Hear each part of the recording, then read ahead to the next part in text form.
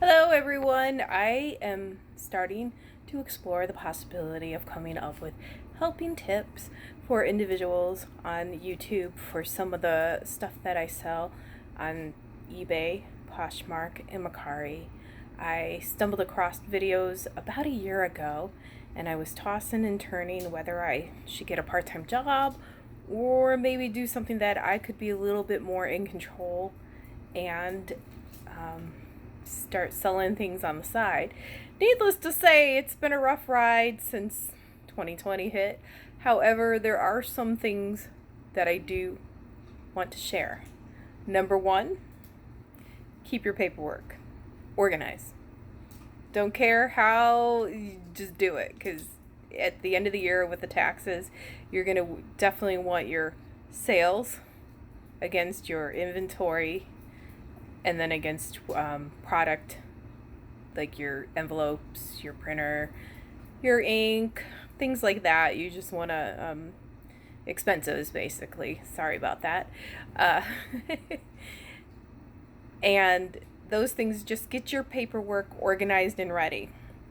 One of the things that I found probably about December, it just hit me all of a sudden. I always had a problem trying to come up with item numbers and SKU numbers. The most simplest thing that you could do: buy raffle tickets. Use the number on the raffle tickets as your item number and SKU number. It's a quick, easy solution. And then once I take pictures, I measure and everything, I put them in Ziploc baggies, the items. I put them away. Like, I have purple, I have yellow, I have orange, I have green. I have all different colored tickets. And they all go in their own little area based on the color. And it's just a no-brainer. You just pull everything out. I'm going to the green ticket bin because I know that I got a green ticket on that one. So it just frees your mind, because I was coming up with item numbers going, okay, let's do the date, let's do this, let's do that, and then I got to put a bin number, and then I was spending all this time writing, and then I was going to do like a drag Excel sheet and then print tickets, and that's all takes time. Just buy raffle tickets and use the number as your SKU number for the items. And if you want to, you could also, before you ship them, rip it off and retape it on a new one and reskew and use the number again. You don't have to keep buying them. It's only like $7 to $9 for a roll of 1,000 of those. So it's a thought. It definitely helps free my mind and free my resources and energy on coming up with SKU with an item. So that's just a quick touch base. I promise these videos will get better. But number one, get how much your items you've paid for, then get your expenses, and then you can put that against the profit pretty easily at the end of the year. No brainer, I'm sure, but some people are. I started out as kind of a hobby, going, am I gonna like this? I can't do a part-time job with my full-time job. The way my hours are structured, so something like reselling on eBay and Poshmark really fit in. And the more inventory I got and the more fun I started having, the more of a challenge of item numbers. So get yourself, keep that. Like, this one's I have a purple roll. This one is admit, it says on it. I have one that is purple that has a star. I have a purple that is a smiley face. So I order batches of these rolls, but what I make sure is the variable is I do admit, I do star, I do smile. I don't know what else is out there. That way, if accidentally when I buy the batch they send me another purple, it's not going to have a smiley face on it. It wouldn't be a problem if the numbers just kind of pick up in a different sequence than the last batch that I had, because I don't know, there's something, let me see. My dog is, my dog is playing with me. I mean, it's something like, what is it? So they go up to 999,000. Yeah, it's 1 point shy of a million. Okay, I can't say that right now. I'm a little bit exhausted. But I wanted to get my YouTube out there, and anyone can pretty much do it. You just have to enjoy it. You have to like it. You have to do it for you, and then you can expand on it. I've been wanting to do YouTube for a little while, and I will start covering my experience on YouTube. I haven't taken any courses on YouTube. I just watched some videos here and there, and I will share what I learn about YouTube. But I will say this. I started out on eBay. I like eBay's crowd, and so far I've been spoiled with my eBay seller or buyers.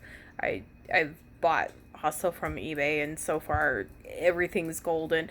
I'm just a little exhausted because they keep changing some of their item descriptions. I agree with what they're doing. However, when you have 200 items or more and they want more item descriptions after you have them loaded, it's exhausting. So I kind of pulled away. I kind of run just a little bit over 100 items on eBay, because if they do, you need more item description on this, I don't want to have to pull off 300, and it's too time consuming for me. I can't, I'll put more energy into it once they have the platform a little bit more stable. It just, as far as the expansion, and they're doing amazing things as far as remove background on eBay.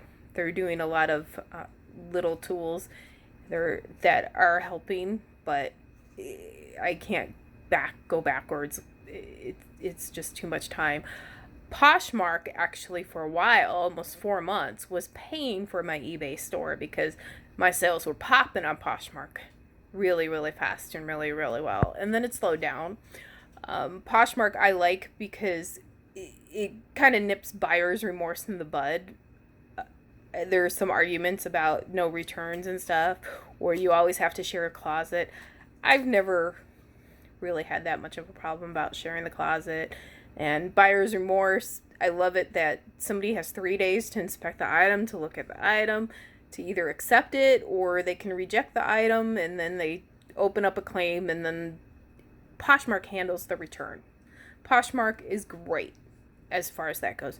It's done. You don't have to worry about it. They don't charge you a return fee if you're a seller. They don't charge you a shipping back fee if you're a seller. Whereas eBay, you kind of have to figure all that stuff out.